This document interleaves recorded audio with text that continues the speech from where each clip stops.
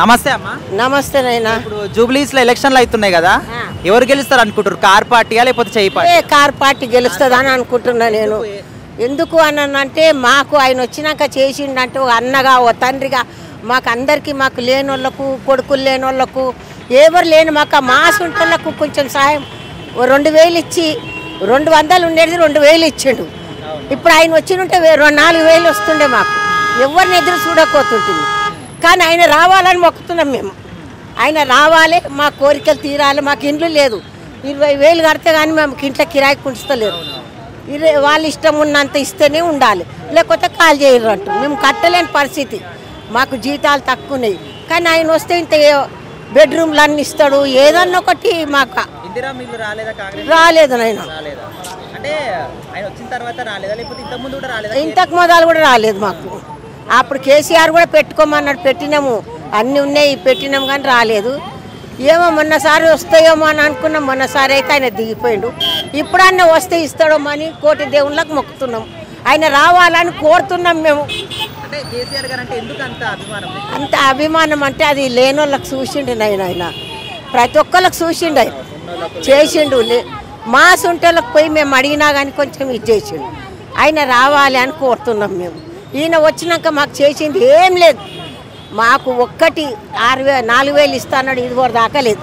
3 ఏళ్ళు అవుతున్నది. పోనీ గరీబులకు కొంచెం బస్సు ఎందుకు పెట్టిరు ఆయన?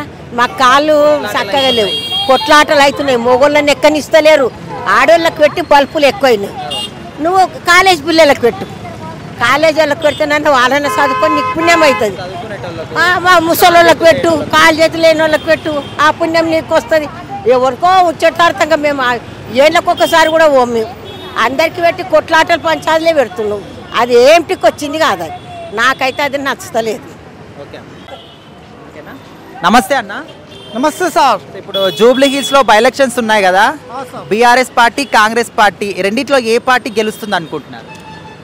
శ్రీ మగంతి గోపీనాథ్ గారు మంచి ఎమ్మెల్యే సాబ్, వాళ్ళు స్వర్గవాస్ అయిపోయింది. కాంగ్రెస్ పార్టీ పి జనార్దన్ రెడ్డి పాత ఎమ్మెల్యే సాబ్, కాంగ్రెస్ పార్టీ పాత ఎమ్మెల్యే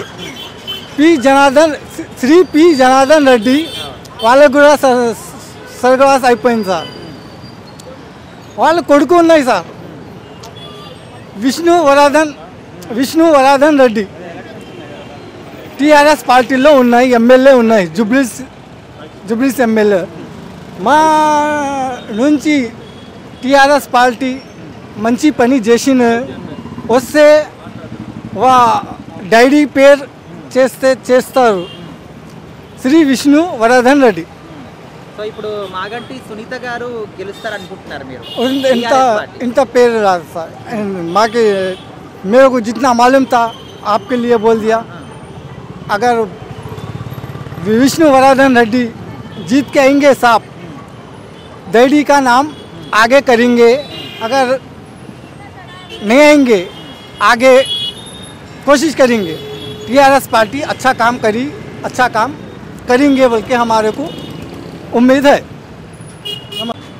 నమస్తే అన్న. నమస్తే. జూబ్లీ హిల్స్ బై ఎలక్షన్స్ లో కాంగ్రెస్ పార్టీకి, బీఆర్ఎస్ పార్టీకి పోటీ నడుస్తుంది. సునీత గారు అండ్ నవీన్ యాదవ్ గారు. సో వీళ్ళిద్దరిలో ఎవరికి గెలిచే అవకాశాలు ఎక్కువగా ఉన్నాయి? అలా చెప్పడం కష్టం అండి, ఎందుకంటే హోరాహోరీ పోరాటం జరుగుతుంది. నువ్వా నేనా అనేటువంటి జరుగుతుంది. మధ్యలో బీజేపీ కూడా కేంద్ర మంత్రులందరినీ దింపి కురుక్షేత్ర యుద్ధాన్ని తలపించేట్టుగా చేస్తున్నారు. ఇక్కడే ఒక్కసారి ఎలక్షన్ కాబట్టి రాష్ట్ర ప్రభుత్వం మొత్తం మంత్రులందరూ మోహరించి ఉన్నారు. కాబట్టి చాలా ఏం జరుగుతుందో తెలియనటువంటి పరిస్థితి సామాన్యుడికి అర్థం కావట్లేదు. డబ్బులు కూడా పనిచేస్తాయి. లాస్ట్ రోజుల్లో ఎవరి బలాన్ని వాళ్ళు చూపించుకోవడానికి ముందుకెళ్తున్నారు. కాబట్టి గెలుపు ఎవరిదో చెప్పలేం, కానీ తప్పకుండా ప్రజలు ఎవరికి ఓటేస్తే వాళ్ళు గెలుస్తారు. ప్రజలు 11వ తారీఖున తెలుస్తారు, అంత మటుకు చెప్పగలుగుతాం. ఒక వారం క్రితం వరకు కూడా నవీన్ యాదవ్ గారికి గ్రాఫ్ ఎక్కువగా ఉండింది. సో ఈ వారం నుంచి మన బీఆర్ఎస్ పార్టీ అంటే సునీత గారికి కొంచెం గ్రాఫ్ ఎక్కువగా అనిపిస్తుంది, ఎప్పుడైతే కేటీఆర్ గారు రంగంలోకి దిగారు. సో మరి ఇప్పుడు రెండింటికి సమానంగా ఛాన్సెస్ ఉన్నాయంటారా, లేకపోతే ఎవరికైనా ఒకరికి ముందంజలో ఉన్నారని చెప్పుకోవచ్చు? దాదాపుగా రెండింటికి సమానంగా ఉన్నప్పటికీ అధికార పార్టీకి కొంచెం ఛాయిస్ ఎక్కువ ఉంటుంది. ఎందుకంటే అధికారులు సహకరిస్తారు. మామూలు న్యూట్రల్ పీపుల్ కూడా అధికార పార్టీకి అనుకూలంగా నడుద్దాంలే అనుకుంటారు. అందుకని ఒక 5 to 7% వాళ్ళకి అనుకూలంగా పడే అవకాశం ఉంది. ఆ ఓట్లతో గెలుస్తారా లేదా కాంగ్రెస్ ప్రభుత్వం మీద ఏమన్నా వ్యతిరేకత ఉంటే అనేది టాక్ నడుస్తుంది. అది కనుక నిజమైతే కష్టం అవుతుంది. అది కనుక అబద్ధం అయితే మాత్రం కాంగ్రెస్ గెలిచే అవకాశం ఉంటుంది. మన సునీత మేడం కూడా సానుభూతి ఉంది కాబట్టి, భర్త చనిపోయాడు, అంతకుముందు 3 సార్లు ఉంది, వాళ్ళు ప్రజలందరితో టచెస్ ఉంటాయి కాబట్టి గెలిచే అవకాశం ఉంటుంది. కానీ వాళ్ళ అధికార పార్టీ కాదు కాబట్టి అంత కరెక్ట్గా తేలిగ్గా చెప్పలేము. ఏది ఏమైనప్పటికీ బీజేపీ కూడా గణనీయమైన ఓట్లు చీల్చే అవకాశం ఉంది. అది కూడా చాప కింద నీరులాగా బలపడింది.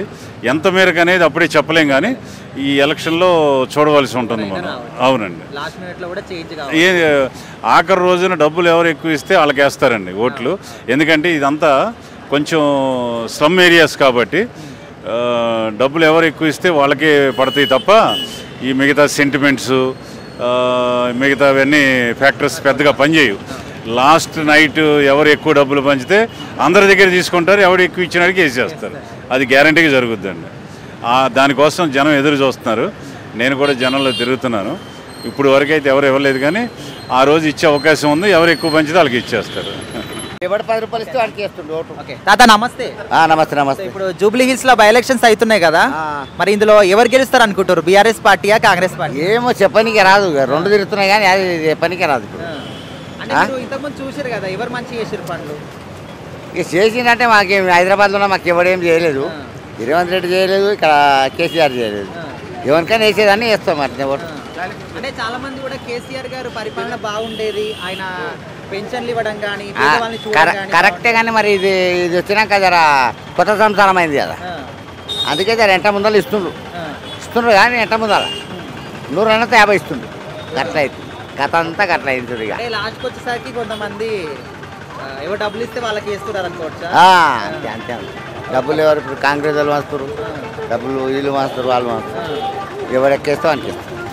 అంటే మీ ఒపీనియన్ చెప్పండి. ఇంత చూస్తారు కదా మీరు, కాంగ్రెస్ పరిపాలన చూస్తారు, బీఆర్ఎస్ పరిపాలన చూస్తారు, ఎవరిది కొంచెం బెటర్ అనిపించింది మీకు? ఎవరిది బాగా అనిపించింది?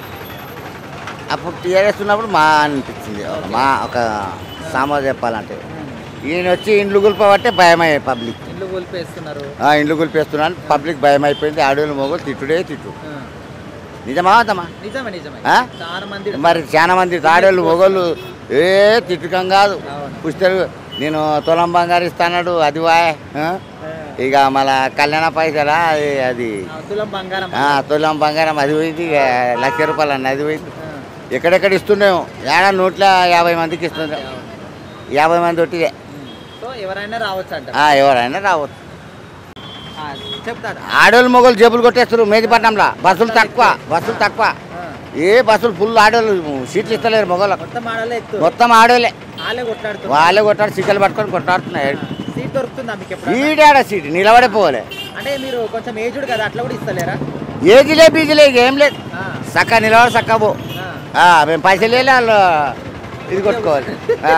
వాళ్ళు ఏ టైం కొట్టుకొని మేము మీద కూర్చోవాలి. అంతే, ఏం లేదా. బస్సులు ఏ ఊరుకోతే బస్సులు లేవు. నమస్తే అన్న. నమస్తే. ఇప్పుడు ఎలక్షన్లు అవుతున్నాయి కదా జూబ్లీ హిల్స్ లా, ఎవరు గెలుస్తారు అనుకుంటారు? కేసీఆర్ సారే పక్క. ఎట్లా చెప్తున్నావు ఆయనే గెలుస్తాడని? ఆయన అంతా మంచి చేసిపోయాడు. ఇప్పుడు రేవంత్ రెడ్డి వచ్చిండు, ఇప్పుడు రెడ్డి ఏం చేస్తలేదు. 2 ఏళ్ళు అవుతుంది. ఇప్పుడు మాకేం లేదు, ఏం చేయలేదు. ఇప్పటికి ఏంటి లేవు, ఏం పైలేదు. ఇప్పటికి ఏం లేదు. బియ్యం లేదు, గియ్యం లేదు, యాభై లేదు. 20 ఉండం అంతే. అప్పుడు కేసీఆర్ మంచి చేసి, కేసీఆర్ ఇప్పుడు వస్తాడు పక్క. ఉంది మంచిగా వస్తాడు. కేటీఆర్ మంచిగా వస్తాడు పక్క. ఇంతకుముందు బీఆర్ఎస్ పార్టీ ఉండే కదా ఇక్కడ, మంచి పనులు మంచి చేసి అంతా మంచి అంతా ఖచ్చితంగా కారు పార్టీ పక్క.